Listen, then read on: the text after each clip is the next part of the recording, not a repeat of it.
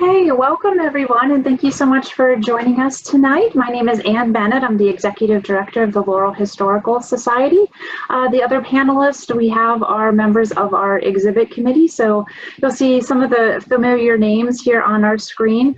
I want to thank everyone for not only joining us tonight, but I want to thank my panelists and thank our exhibit committee, and also thank all the names that aren't listed there, because there's a lot of people that helped with the setup of the exhibit, all the display, the research, that aren't listed here. So it takes quite a team to pull off an exhibit that we do every year. So we thought tonight we would just kind of go through and we would chat about the exhibit that we put forward for the 150th anniversary celebration of the City of Laurel. As we all know, that didn't turn out quite as we had hoped, so we are bringing you a virtual tour instead. So we hope that you will learn a little bit about the history of Laurel, but more importantly, the stories that the artifacts have to tell, and a little bit about what it takes to put on a museum exhibit. So we're going to share with you some of our behind-the-scenes stories and just kind of go along and hear the stories that these artifacts have to tell as well. Just a little bit of housekeeping for tonight. We are recording this webinar, so we're going to try to post that on our website coming up in the next couple of days. You do have the chat feature. You should see that down in your toolbar, depending if you're on your phone or a tablet or the computer. We also should have a question and answer session for you as well. So if you have a question, myself or any of the other panelists can try to answer that as we go through. I do want to start off just before we get started by launching a poll, actually. So the first poll question is, have you been to the Laurel Museum before? Yes or no? There's no other choice in between.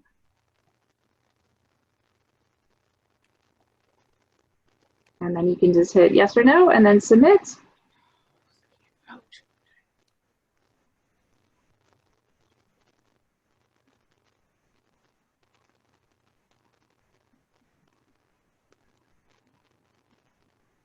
Okay, so we have most people voting, so I'm just going to end the poll.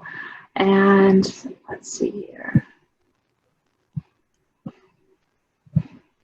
Share the results. So it's good. So almost the overwhelming majority, 89%, have been to the Laurel Museum before. So we thank you for coming out to the museum. And if you haven't been, we are still temporarily closed, unfortunately, but this is one of the reasons we're putting forth the virtual tour tonight. And we invite you, whenever it's safe to come and we open again, to definitely come and view the great things that we have on display at the museum.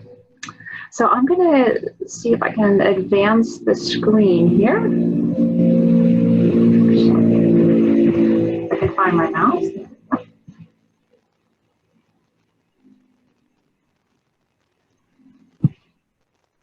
Okay, there we go. So, all right, so welcome again. So this is going to be the tale of Unpacking Laurel's past, 150 years on display from 1870, the year Laurel was incorporated, through 2020. And so just a few dates to throw out at you, that we did have a great exhibit opening February 2nd, 2020 of this year. It seems so long ago. But we were very excited. It was the very first event for the passport program that unfortunately was canceled for the City of Laurel. And then just about 6 weeks later, we closed the museum due to COVID. So on March 16th, we closed the museum. But the good news is we have decided to extend the exhibit all the way through next year. So we will keep up what we have, we'll change it around a little bit and extend it all the way into next year. And we'll be talking about the changes that we have planned coming up at the end of our lecture. So again, what I wanted to talk about was a little bit about Laurel's history through these artifacts. And my background as an archaeologist is really centered around things and around artifacts. And every artifact can tell a story. That's true of the pieces that we have in the museum. It's true about the pieces that you have in your house. If you look around, things have a story, things have a meaning.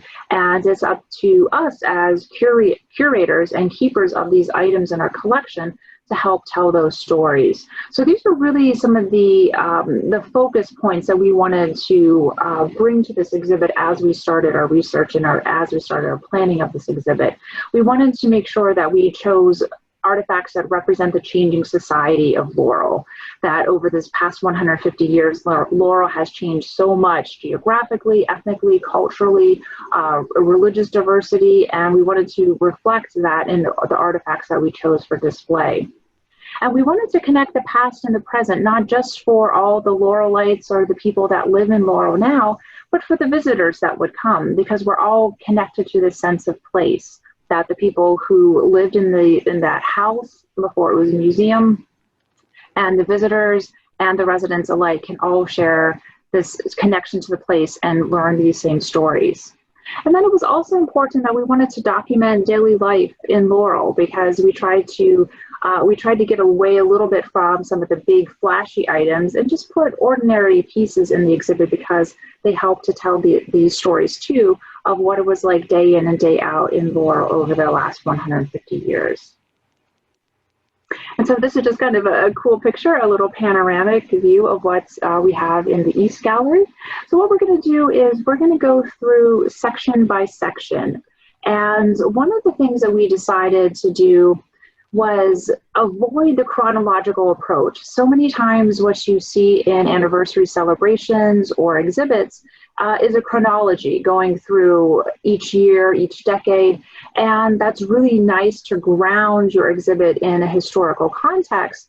But we thought we could tell the better stories and display the items best in more of a thematic approach. So we broke it down into different sections, and we're going to go through kind of idea by idea rather than a strict chronological approach. And we'll be talking about the different sections and the ways that we did that coming up. So what you would see if you came to the museum and you walk into the introduction part is you would see a couple things that would stand out to you right away. The idea is that this introduction to the exhibit is introducing Laurel's past and the Laurel of today. And it's a little dark to see in this picture, but you'll see in that display cube that there's two artifacts in there. And it's a great juxtaposition of the past and the present. So that kind of dark, lumpy thing in the front is an iron nutcracker. So it's in the shape of a dog, and it was made at the Laurel Ironworks, the Divin Ironworks in the 19th century. And that is really very representative of the manufacturing past of Laurel, how it started out as a mill town, it grew as a factory town, and different industries grew out of it, from the ironworks, different mills, the cotton mill, the nightshirt factory.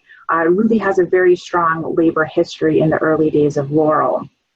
But if we fast forward 150 years, we'll see that what we wanted to represent was there's a lot of diversity in the town. And in the background, we have a bilingual menu from one of the Peruvian restaurants in town, representing the growing Hispanic community, as well as the African American, Asian, Indian, and other communities that we have here in Laurel.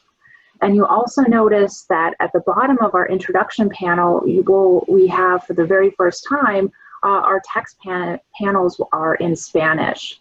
So we have the introduction printed in English and Spanish, and all of the interpretive panels are also translated into Spanish. And if you would come to the museum, or when we're able to come to the museum, you would have a printed guide for all the text panels in Spanish as well. So that was something we wanted to do to reach out and to show that diverse community as well. So let's see what we have. There we go. So we're going to start kind of going through section by section now. And before I bring in Karen to talk about her section, I just wanted to kind of set the stage and tell you just a little bit about the early discussions that we had for this museum exhibit. So the anniversary year is 1870, but as we know, Laurel didn't spring up suddenly in 1870. It was around for decades as a factory town, starting in the late 1830s, and especially growing in the 1840s. But before that, it was home to, for thousands of years, to the Native Americans in this place. So it was important when we talked about the history of Laurel, that we take a step back and we can't tell the story of what happened in 1870 and why it was so important for its incorporation without telling the story of what Laurel was like before 1870. And one big part of that was acknowledging the land that we're on now, the land that Laurel started on when it was founded in the 1840s. So this was land that predates the mill, that predates the Snowden family. And so we were honoring and recognizing that heritage that continues to the present day by highlighting some of the prehistoric artifacts that we have in our collection. So we have some projectile points and some stone tools as well that we have in our display case. And then I'm going to pass it over to Karen to talk about some of the other artifacts that predate the incorporation of Laurel. Okay, well, can you hear me? Yes. Okay. So as you can see in the picture, this is how we set it up in the exhibit. And what I've done is I actually took some of these, because some of these are some of my favorite objects from the exhibit, and show what happens when you get to do some research, because we found some interesting new information. I don't want to stop. Wait, no, wait, sorry. You want to continue? Yes. Whoops. I don't know what I did. I just wanted to share the screen. There we go. Sorry. Karen, if you want to share your screen, you can do that. I just stopped sharing mine. Okay, I want to share. Yeah, okay. There we go. Is that going to work? Sorry, folks. That it doesn't seem to be share. Okay, let's see. So what we have, got it. So what we have here is on the left is the 1845 ledger from the Laurel Historical Society. You probably, if you've come to the museum before, you've likely seen us talk about the mill ledger, because it has the signature of Horace Capron down here at the bottom. Oops, I can even use my thing right down there, who was one of the founders of Laurel. And that's an important piece. One of the other pieces that we now have on display is the ledger that relates to the Laurel Oddfellows Hall, which many of you now, if you walk Main Street, this is the Oddfellows Hall. It's now Hope Reality House. But in the course of doing the research for this, the ledger itself lists many prominent people from Laurel in the 1850s who were members of the Oddfellows, which was a civic association and one of the kind of places that people who were anybody in town would go to. And we discovered an article from July 4th, 1860, which is just before the Civil War, which is really interesting. And what it tells us, number one, is it gave an entire description of how the Oddfellows Hall was actually laid out, which was wonderful, to give an idea of what this place actually looked for like when it originally happened, because this was only about 4 days after 3 years after the ledger that we have. And as a sidelight, what it also talks about is the 4th of July celebration over in the woods west of Laurel, which is what we now know as the Grove. And one of the things that we had discovered from the Nye diaries and now have reaffirmed in here is that even before this was known as the area for the Black community, it was an area of town that people went to celebrate the 4th of July. So it's played many roles in the community's history.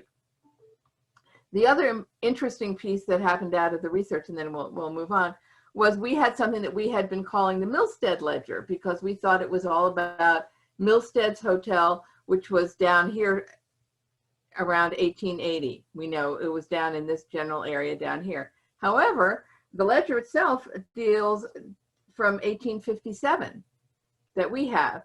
And so when we looked at it really more closely, we realized that it actually was referring more to payments made to a Mr. Warfield. And even though the Millstead name appeared, it was clear that the payments seemed to be going to Mr. Warfield for different things. And when you look on the 1861 map of Laurel, which is what this is, you see that there's a Warfield store right here. So, and when you look at the 1870 census, you see a William Warfield, who was retired dry goods manufacturer and reasonably well off, $15,000 worth of items. So putting those two together, we decided that it's very likely that the ledger we have was not the Millstead Hotel ledger, because the Millsteads weren't registered as running a hotel until 1880, But in fact, what we have is the ledger from the Warfields. And we just thought that was really interesting. So let me stop sharing the screen there. Okay, there you go. Okay. Okay. See, and the next slide is.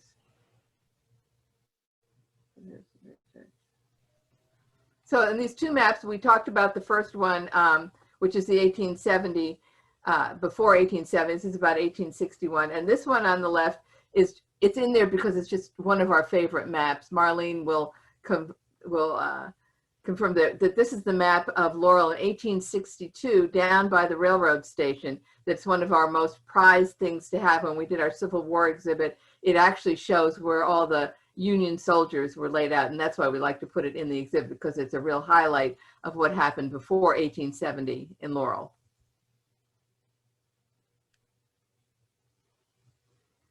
So the other section that I worked on was the City of Laurel. And so there are a number of items in this one that were very interesting. And I'm going to go back into the share screen and Anne, so if you can let me go back into that. Okay. Oops, sorry. Folks who are there. Let's see, do I have this in the right way? No, I had this backwards. Great. Okay. So the first thing, when you do the research, sometimes there's just a real treat that you as the researcher get to do. And I have to tell you, the thrill for me in this exhibit was I went over to City Hall and asked to see if they had any of the early minutes, and did they possibly have a copy of the city's charter. And it turns out that they actually do. The poor woman who is in the city council office, when I'm sitting there gingerly going through this material, and I was literally jumping up and down, because when you're a historian, part of what makes things exciting is when you go to see, this is the actual document that we're talking about for the incorporation of the City of Laurel. It's not a copy. It's not some additional piece that's been scanned or something. This was the actual one that was given to the City of Laurel when the city was incorporated. And I just found that really exciting, and I just wanted to throw that in there. We were hoping to possibly borrow it at some point during the year to incorporate into the exhibit. And I think the city is actually having it preserved or conserved, because the materials were very fragile, and so they really needed to be conserved. So this is the very end of that same document, where it shows that it was approved on April 4th, 1870, which was going to be a big day in the 150th anniversary celebration, because we were going to have the actual day that that the city had been incorporated. Anyway, so I thought that was a highlight for me in the research. In the City of Laurel section, which has different pieces of items that relate to civic organizations and political people who've been involved in the city. One of the people that we uncovered was, we had this plaque that says Ruth Sussman in it. And I knew nothing about Ruth Sussman. We knew nothing about her. I'd never heard her name, and I've lived in Laurel for 30 plus years. And it turns out she was actually the first woman to serve on the Laurel City Council, which was very interesting to know. Didn't know anything about her. She owned a dry goods store on Main Street here. This is from 1924, so that's a picture of Ruth when she was younger. And she was the first person to serve on the city council, and she served for more than 10 years. So it's really nice to have an opportunity in this year of women getting suffrage to acknowledge a woman who was then able to serve in the Laurel City Council.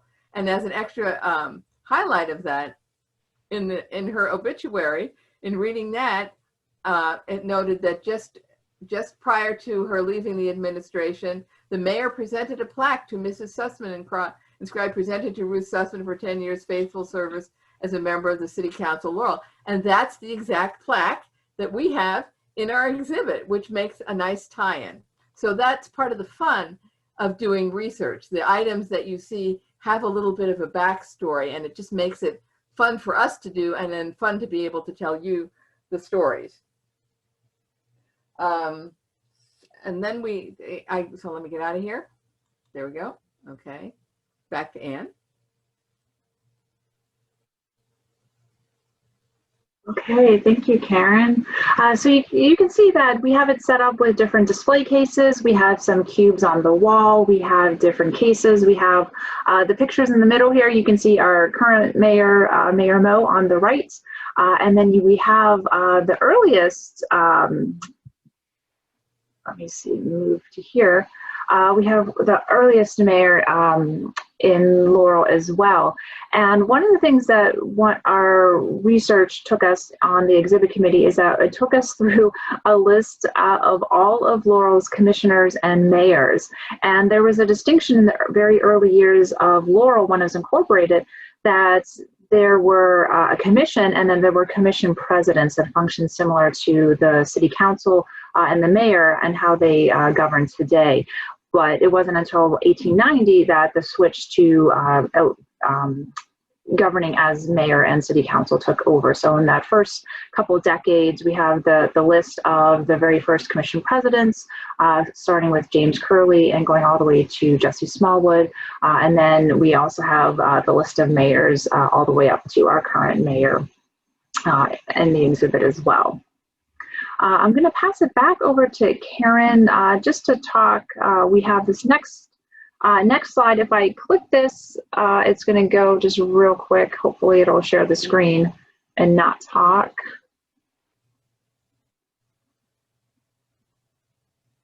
Not sure what's, okay.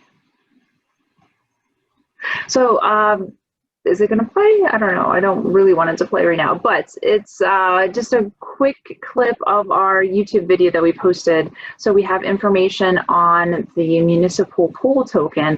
And so this is just a quick reminder for me to tell you that we have a YouTube channel and we have what we're calling the one-take tours of the exhibit. So if you're interested or your curiosity is piqued about anything that you're hearing tonight as part of our virtual exhibits, you'll be able to go onto our YouTube channel section by section and take a look at some of these sections in a little more depth as well.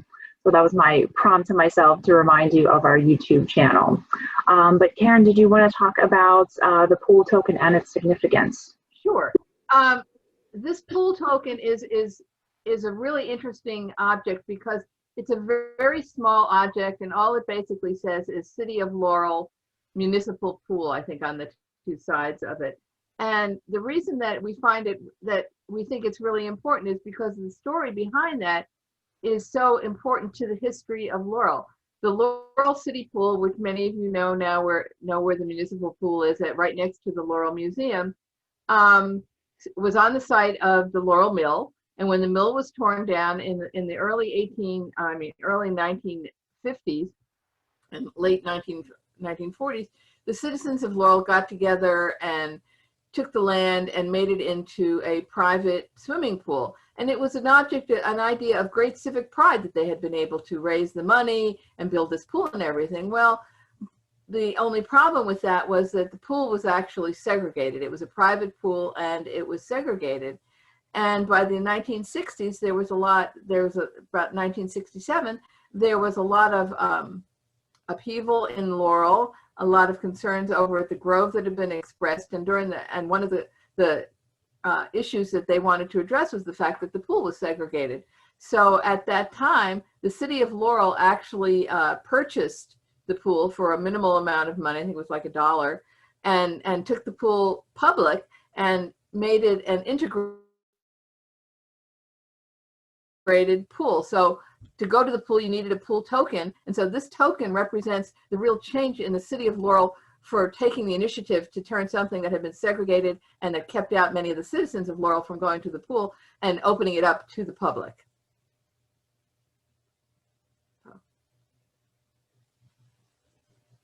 Okay, thank you, Karen. Yeah, this is a great example of how just the littlest things that take up barely any space in our collection can tell some of the biggest and most important, impactful stories in our history. So I'm going to just talk about briefly a few things coming up. So remember when I said that one of the things that we wanted to focus on was daily life in Laurel? Well, this isn't daily life. This is beyond the ordinary items in our collection. And to talk about the behind the scenes decisions, one of the things we talked about was, in addition to not doing a chronological approach, but taking more of a thematic approach, was how are we going to actually frame this exhibit? How are we going to decide which artifacts that we want to show? And one of our early discussions was, oh, wouldn't it be cool if we did 150 artifacts for 150 years? Not necessarily, you know, one object for 1 year, but just having 150 objects, 150 years, and that will tell the complete story. And then we thought, well, 150 objects, that's a lot. That is a lot to research. That's a lot to put on the wall. So we won't do that 150. Does anyone remember on the exhibit committee how much we actually ended up with, though? I think we ended up with 300 and something, didn't we? Yeah, it was over double the number that we thought was too much. It was about 340 items. Again, one of our exhibit committee members went through and counted. So that does include a lot of the digitized versions. So some of the documents and the photographs that we have printed on the panels and not actually shown, that does include that in the total. But one of the things that we also decided, in addition to just rolling out all of these objects, was now this is the time to really bring out the best items in our collection, the ones that just really kind of shine through and that we probably wouldn't ever be able to show again, that it wouldn't really fit with any of the upcoming exhibits that we have every year as it changes. And so I have not been shy about the fact that this is my favorite item in the exhibit, Mamie Eisenhower's evening gown. What's it doing in Laurel? Well, for a very brief time before they were president and first lady, the Eisenhowers did live in Laurel when Ike was stationed at Fort Meade. So there was a brief connection in Laurel right around the First World War. And then this came to us through a private donor. So we do have her evening gown. This is the picture of the gown on display on the right. The picture on the left is actually not from our collection, but I put it in because I just want to dive very briefly into Mamie Eisenhower. Why I think this is such a great piece. This gown is top of the line couture. I am a total costume nerd, and it was the best thing that I've done in the museum so far, was to mount this dress and to put it in the exhibit. The silk that it's made of is fabulous, and there are all types of inner couture tailoring or handwork, the gown in place that hold it very close to the body. And you can see in the picture that this is not the same gown, but you can see that she definitely has a style that she likes, the off the shoulder look. You know, it highlights her nice shoulders and the neck. And so this was a gown that she wore during the time that she was First Lady in the 1950s, but not in Laurel. But we do have a connection with the Eisenhowers in Laurel. And I did additional research remotely through the Presidential Library, the Eisenhower Presidential Library, and was told that Mamie did have designers that she favored in Washington, D.C., but she also was a fan of shopping off the rack.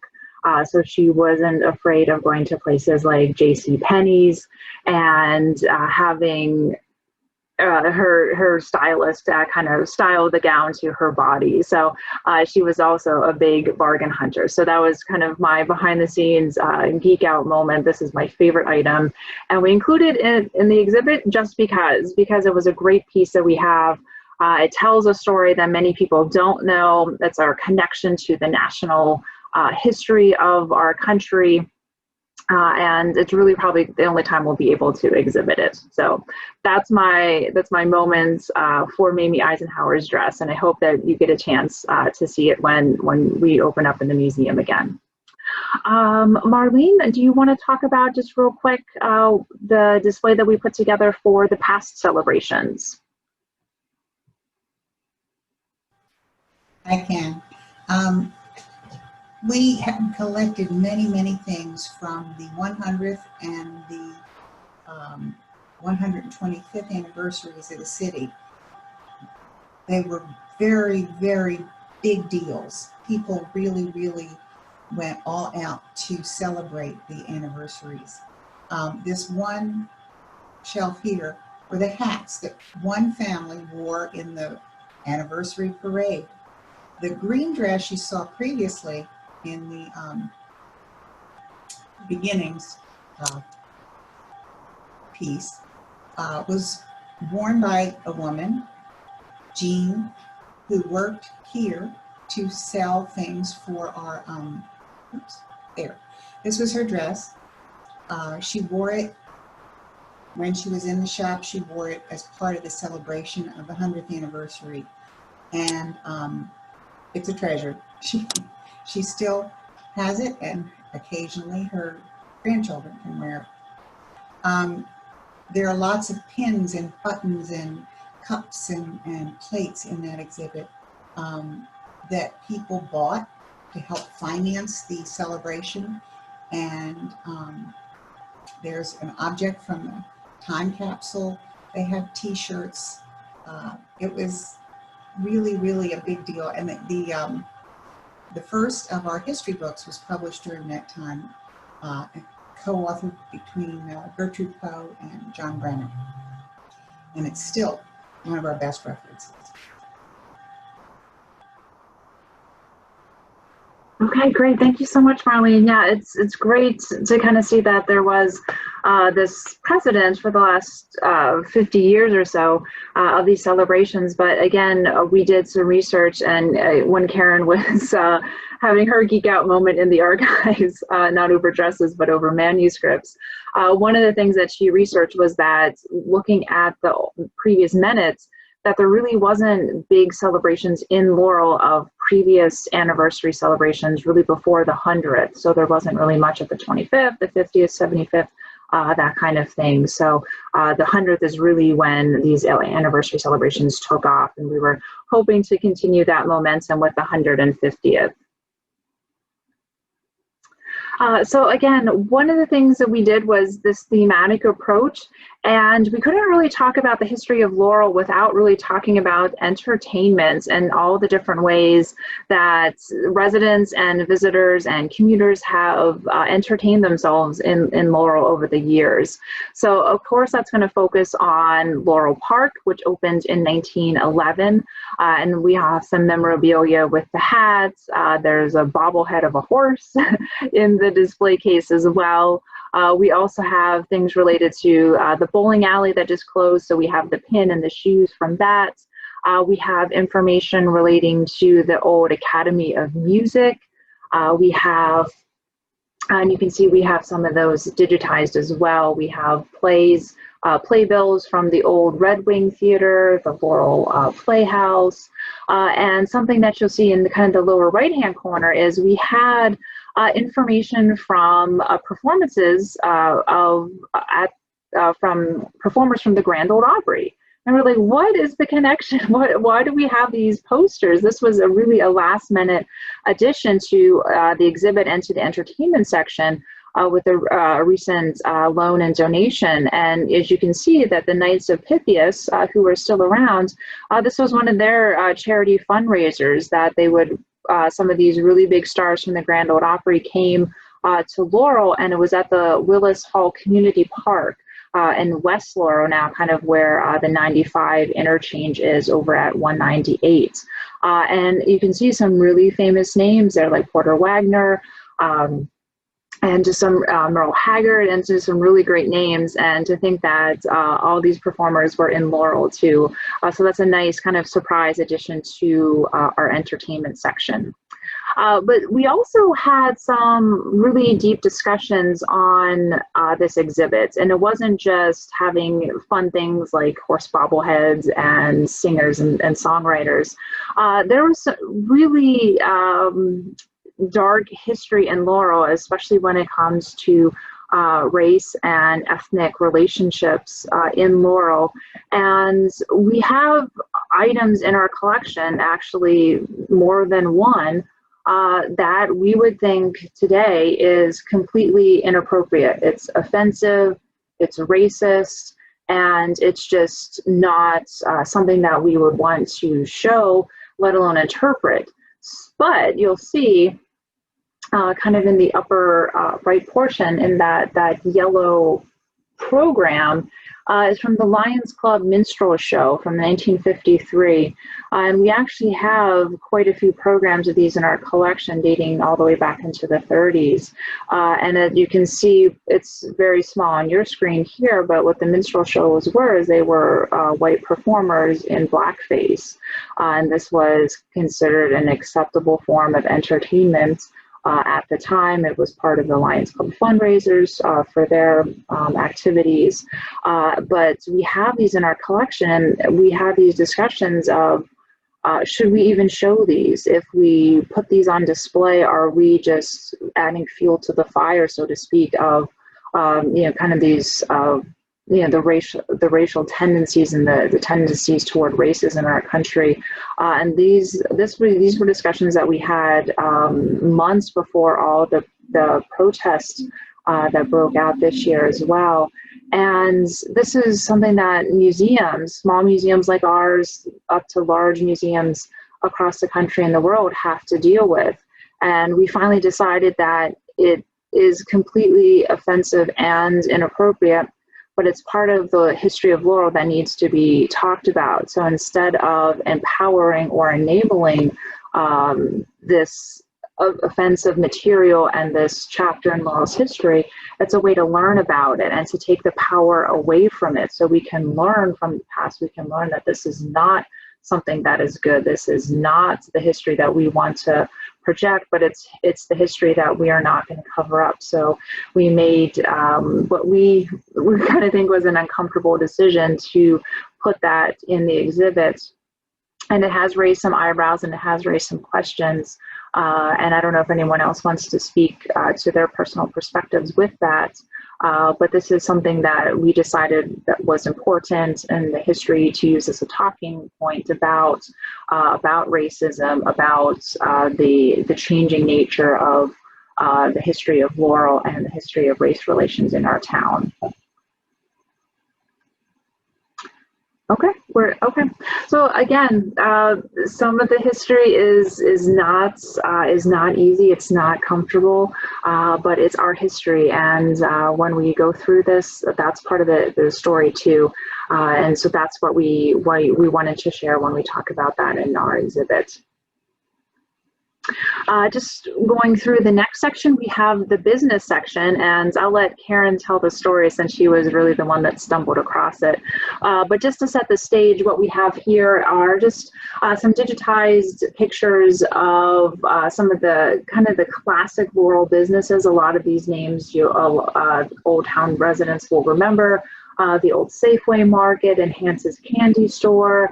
We have McDonald's from the 1960s there. And then the picture on the far right is all the objects that we have in our display case. So we have flutes from the Melody Flute Factory.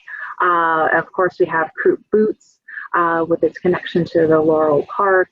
We have the Laurel Hardware Store, a bag from the meat markets. And of course, on the left, we have one of the cows from the meat market. And it was actually very serendipitous how it came into our collection. So Karen, I'll let you tell the story since you were the first one that came across it. Well, this really was a serendipitous event. Ann and I were scheduled to have coffee down at SIP, which is at the corner down the street from the meat market at the time. And it happened to be when the meat market was completely closed and clearing out the building completely. I mean, there was almost nothing, excuse me, almost nothing left. And I happened to be walking there from my house, which is just on Prince George Street. And I peeked in the window and I saw these two cows kind of sitting up there and realized that they were literally taking everything out of the building and it was going to be empty shortly. So somebody who was related to the Miles family was there. And I kind of said, is there any chance that the Laurel Historical Society could have the cows? And she kind of said, well, yes, if you want them. So I dashed down to SIP and said to Ann, we have to go and get the cows right now. Unfortunately, she had a station wagon, so we could do that. And to say that they were dusty would be an understatement, I think, Ann. Yes, yeah, as you can see, the back of my car fits exactly 2 cows from the meat market. And yeah, we got some raised eyebrows and some odd looks from Marlene, who's the chair of our collections committee, and Charlie, our volunteer registrar. But yeah, we had to do some cleanup before they went on the exhibit, and also trying to find places to put very large overstuffed cows in our collection area. But we would have let, one day later, they would have been gone. So there you go. And I like the cows. Okay, so moving on to our next section, Michelle, do you want to talk a little bit about some items here? Yeah, thanks. So we know Laurel was a great community, and people were coming to Laurel from when it was Laurel Factory to lay down their roots. And one of my geek out moments was the photos. I would get lost looking through these photos, just trying to picture what everybody was thinking and how they were feeling.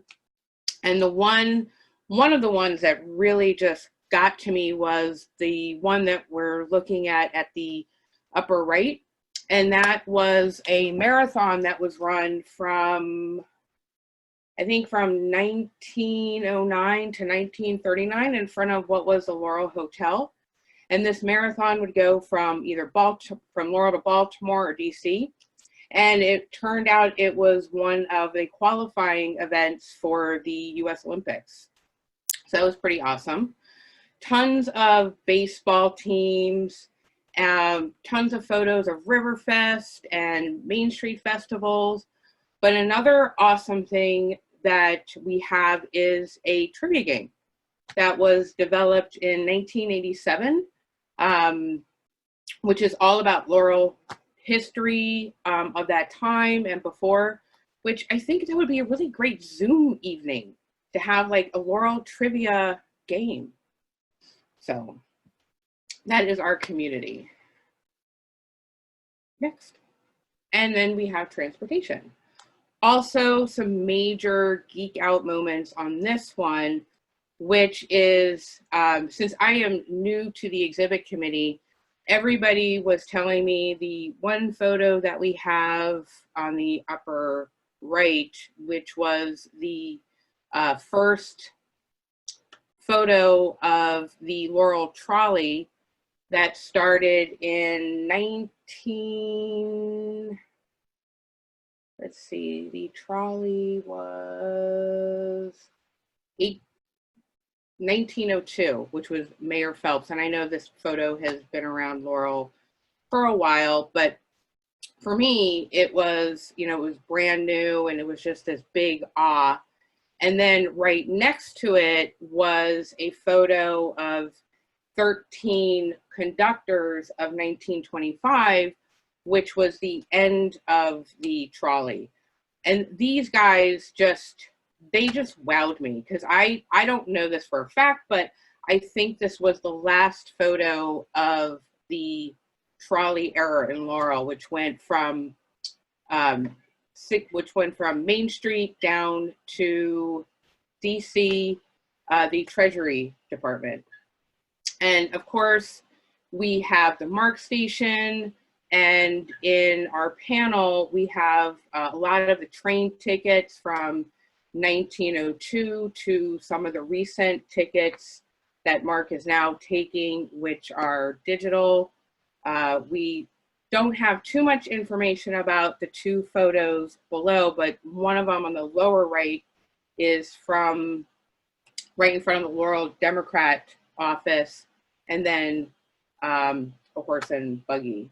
And of course, you know, the Save Our Stop, which was very important a few years ago when we almost lost our MARC station. So that's some of our transportation.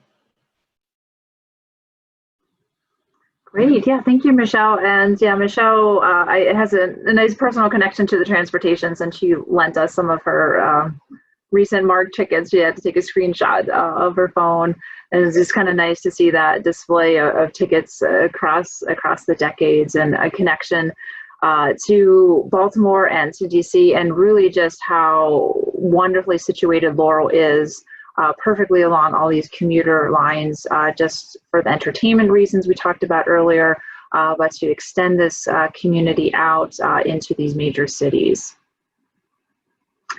And the next section we kind of lumped together. So in the exhibit, we have the high school section up on the first floor, and then we were able to expand the exhibit down into the basement level where we have our museum shop and our children's interactive area, Divin's Den. And we put, appropriately enough, the grade school or the elementary school items down there. So Marlene worked on both of these sections, so I'm going to pass it over to you just to talk a little bit about the items we have there.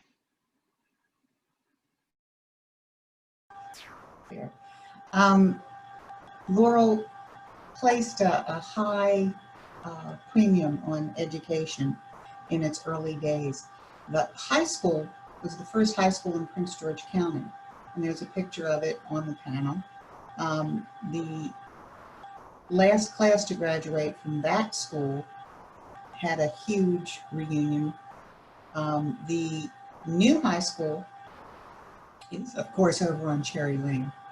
And we have lots of pictures of different sports teams and prom invitations and all sorts of things like letters, sports letters that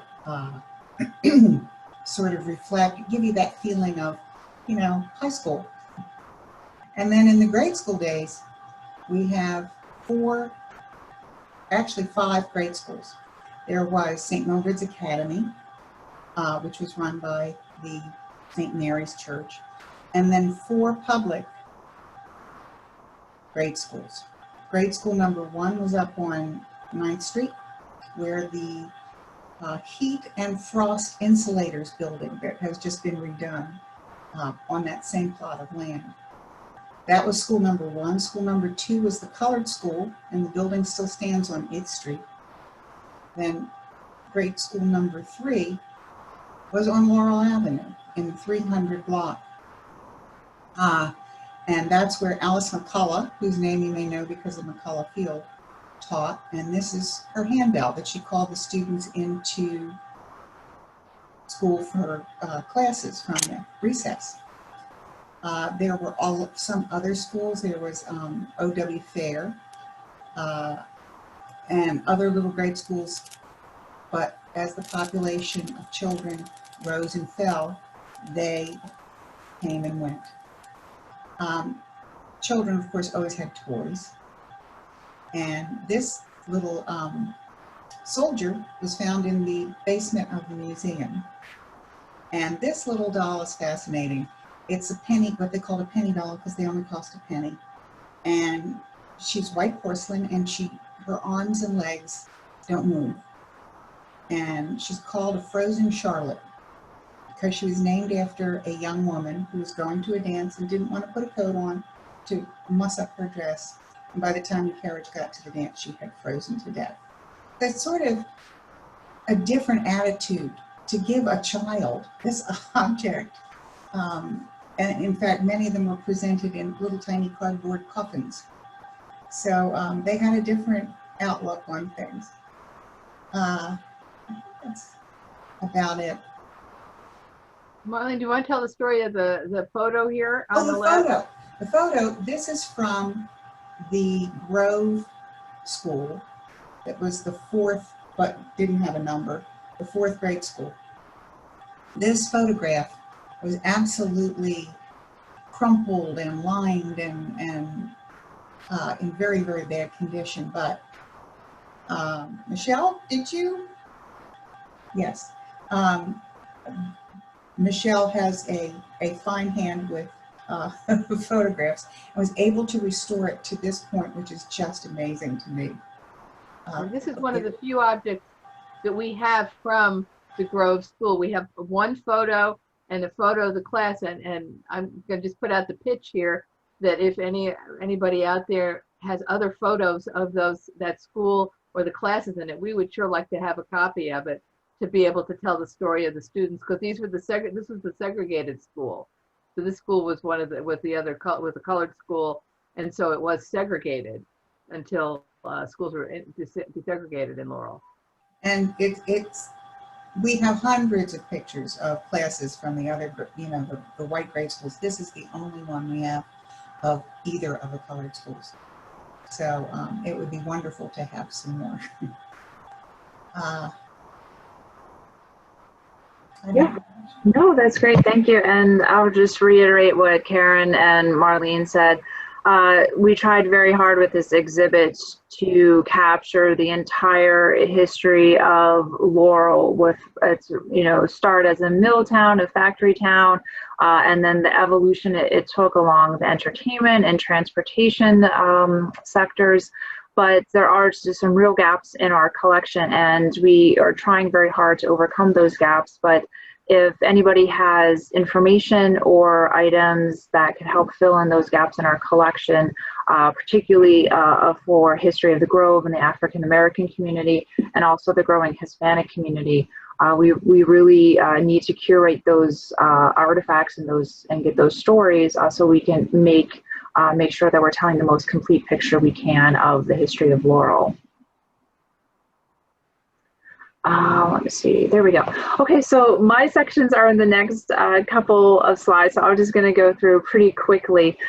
So when I said about looking at daily life, this is the section that I meant, not Mamie Eisenhower's gown, but daily life, every day, day in and day out. This is home, the heart of Laurel. So the idea behind this section was to showcase ways that Laurel is kind of similar to every other town in, where you grew up might not be Laurel. I didn't grow up in Laurel, but I know that a lot of this is familiar to me. No matter where you grew up, you can kind of make some connection to home. And now that you live in Laurel, this is your home now. So it's that connection to place that we talked about earlier. But I just want to highlight the technology aspect of this. And that was a big challenge, I know, for myself, and I think for some of the other exhibit committee, is that we're so focused on the history in the past and trying to find the oldest and the coolest thing. And it was a struggle to really include things from like the 70s and the 80s and the 90s, even 2000s, all the way up to 2020 in this exhibit, because it seems just so everyday. It seems it's in common memory. So to really kind of push ourselves to include things like the Riverfest poster, items from the Main Street Festival. And so this is what was so cool about this exhibit, is that we were able to highlight some of the changes around the home over the last 150 years, particularly in the technology area. So we didn't have to look too far to find an old school computer. That data processor was sitting up in the attic of the museum, and the dates, I think, to 1986. It was used to store all the early files of the Laurel Historical Society on. My dad lent us some old 5 1/4 floppy or 5 1/2 floppy disks, and it just kind of blows everyone's mind that you would have to have stacks and stacks of these floppy disks to have the equivalent of just one tiny thumb drive that we have today. A lot of the millennials, not to pick on them, but a lot of the millennials and the children's groups, especially before we close, really got a kick out of the old rotary phone that Marlene lends us, where you have to kind of dial all around the circle there, and if you had a 0 or a 9 in your phone number that you had to dial, you were going to be there for quite a while. We have the old typewriter in the background as well, and those were, before COVID, those were the hands-on items that we had to encourage children and people to connect to the ways of life in the past through the technology section. Just real quick, other things we had in the home section included, we had a kind of a tableau of Maud Phelps, and that was her wedding dress from 1923. I will spare the geek out for the costumes on this one, but just know it's an extraordinary piece. And if you want me to go into a 10-minute tirade sometime, you can just email me and we can talk about Maud's dress there. But we have also on display her wedding invitation, her marriage certificate, and pictures of her and her husband, Norris. And then we also have information about life on the home front on World War II. The jacket that you see, that little bed jacket, was made out of parachutes, silk, that was brought home from a soldier in World War II, and his wife made a little bed jacket out of that. And then just very quickly, one of the last sections that we have here is building faith in Laurel, again, highlighting that growing diversity of Laurel this time along faith lines in the faith-based congregations. There were Christian churches along Main Street starting very early in the 1840s, really pretty much as soon as that factory got up and running. There was the United Methodist Church, St. Mary of the Mills Catholic Church, and St. Philip's Episcopal Church. They were all on Main Street. They all traced their roots back to the 1840s. But very soon we had other congregations. So we have St. Mark's United Methodist Church, really the anchor of the Grove community there. And we have other congregations like the Oseh Shalom Jewish congregation, and now the Islamic Community Center as well. As some of these just kind of non-denominational congregations that you see pop up in churches of their own or in just little storefronts in some of the strip malls that we have along Laurel.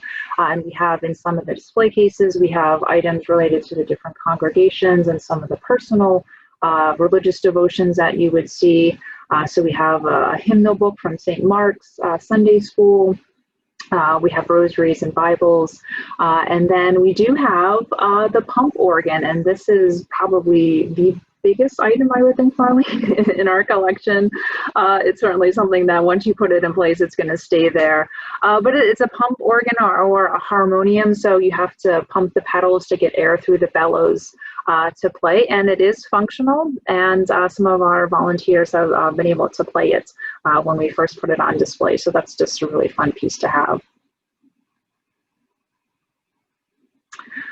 And then I'll just set the stage and I'll just let Karen talk a little bit about her research as well as we kind of wind down our discussion here.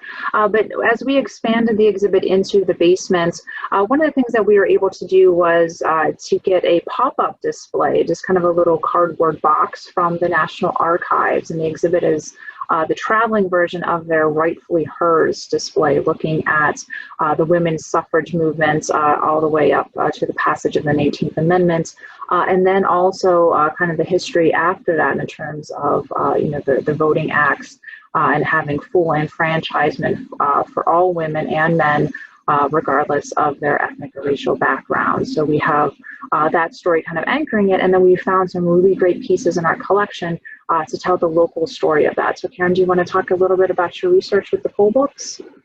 Oh, the poll books were really interesting, and you kind of look at them and you say, well, that's interesting. It's a registrar of the people who are registered to vote. But then we realized that one of the poll books is from 1922, which when you're looking at the municipal elections for the city of Laurel, it turns out that that was the first year that women would have been able to vote in Laurel, because the elections in Laurel were in April and May of 1920, which was the year that this year, the 100th anniversary happened in August. So in April of 1920, women couldn't vote in Laurel. So the first election that they could vote in was the 1922 one. But what's really fun about the poll books is when you open them up, the registrar had registered men separately from women. So on one side, he would have the men listed, and on the other side, he would say females who had registered to vote. And also of interest in those was that there were a number of people who are identified as colored voters, which is interesting why you needed to identify that, who knows. And those were all men. There were no women who were colored that were listed or identified as such. So when you look at the registrar, on the one hand, it just tells you who was eligible to vote per se, but just how it was written down and what they clearly perceived as important for a 1922 election was interesting, at least to me. Yeah, thank you. And again, it's incredible to have this in your hands and to look through the names. And a lot of the old family names are familiar, but then to think that, some of these girls, just turned, age to vote, and this was their very first election that they could vote in, along with, people who had been waiting for the chance to vote, their whole lives. So it's really incredible to have that local piece of history. Right, and I'd like to add that we've seen from our Laurel Leaders of about that time period that the editor, for example, of the Laurel Leader didn't really support votes for women and didn't think it was a particularly good idea. And there was some opposition in town, even among women, which you found during the suffrage movement. But what's also interesting in the list of the women there, you often will find what's clearly a mother-daughter voting on the polls, which is kind of nice and inspirational. We also have some newspaper articles about a women's suffrage march that came through Laurel, and the reaction of the hotel owner did not want to rent them rooms for the night, but the city apparently came through and said, no, you've got to do that. So it was an interesting piece. Yeah, thank you, Marlene. And we have a lot to tell about the history of suffrage in Laurel and how this national movement it has a connection to our town here. So we're hoping to continue to do research and go beyond the anniversary year of 2020 with that. So I know we're a few minutes over our hour here, but I encourage you just to stick around for a few extra minutes just to show how we're going to transition our exhibits that we have on display now into next year. So we are going to have 151 years on display. We're definitely going to include all of 2020 in the exhibit. So we're going to keep almost everything that we have on display now, and we're going to change out some pieces. So some of the textiles, like Mamie's dress, and Jean Wilson's dress, will probably have to go off display because they're more fragile than some of the other items. Things that are sensitive to light and humidity, we'll have to change those out. So we do hope to have at least a little bit of open hours before the end of this year before we change it out. So we will include 2020 in the exhibit, and we're going to kind of switch up the sections to talk about Laurel's response to several of these massive life-changing events that happened in 2020. And so one of them is telling the coronavirus story in Laurel. And this is just a reminder that we are collecting your memorabilia, your stories, your photographs, your experiences of what it was like to live in Laurel throughout this pandemic. And if you have masks or signs, if you're associated with a business especially, we encourage you to donate your photographs, your memorabilia to our collection, and we'll be having some drop-off days coming up in the future where you can add your experience personally to our collection for the coronavirus. But also, along the same lines, we are also collecting materials related to the protests for social justice, not only in Laurel, specifically in Laurel, because that's our focus, but throughout our nation and our country. Again, we're seeking to document what life was like in Laurel during these challenging times and what your response was. So if you took participated in some of these marches in Laurel and you had signs, we encourage you, as you can see in the pictures, if you made signs and they're just kind of hanging around your house and you don't know what to do with them, please consider donating them to the Laurel Historical Society. The same thing with pictures. If you have them on your phone, just to send them over to us. And we'll put them as part of our digital collection because it's important to document history as it's happening. So often, as you've seen us go through, it's talking about these things in the past, but we have a real chance to document history as it's happening and to really tell the story and make a complete picture for the generations to come after us that wonder what life was like during this pandemic. And then finally, the last, actually, I lied, two things I'm going to solicit from you is, again, if you have experiences going back to school virtually or even going back to work virtually, let us know. We have a couple pictures here of some of our family members who are going back to school virtually and what their workstations look like. So again, if you have pictures, if you have stories, share that with us because that is all part of these times that we are living in now. And then finally, if you got a Laurel Leader today, you would see that we made the front page of it, and our Assistant Director, Monica Sturdivant, is really taking the lead on a project that we're doing with the Laurel Arts Council, and that is submitting a postcard to the Laurel Historical Society, so it does become part of our collection. And it's a way to kind of artistically or in a creative writing fashion document your response to the pandemic, to the protests, to what is happening in life in Laurel in 2020. So we have these postcards at City Hall, and you can mail it back, and you can be part of our collection as well. Just very briefly, I know we're over, but just bear with me there. We have 2 more upcoming virtual programs. You were part of our very first virtual webinar tonight, so thank you so much for participating and hanging in with us through all of our learning curve here. So we have on November 12th, we're going to be doing Archaeology in Howard County. This was a talk that had been scheduled for April during Archaeology Month, but had to be canceled because of the pandemic. So we're going to be doing that virtually in November.